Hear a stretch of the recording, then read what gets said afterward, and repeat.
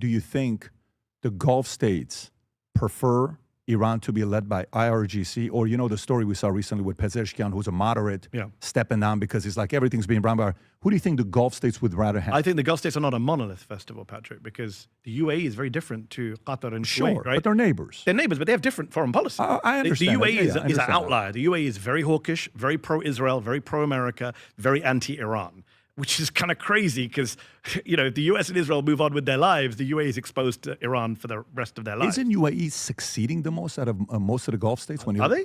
Financially? Are they? So many businesses have cleared out. Tourism has fallen. It's a huge industry based on tourism. For the time. You think people are going to go back?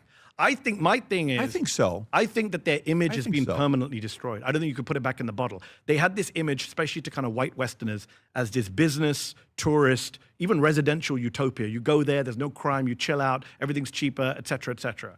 I think that's gone now. Once Iran has done this, I think they've destroyed that image. Now, if you're Amazon or you're whatever it is, Chase Bank, you're going to go back into Dubai, Abu Dhabi, knowing that Iran can then do this again at any time they want.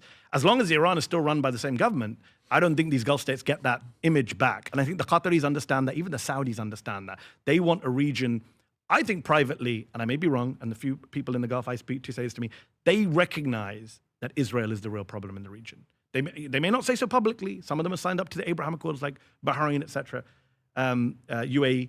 But I think they understand that Israel is the destabilizing force in the region. It's Israel that bombed 6 countries in the Middle East last year. It wasn't Iran that did that.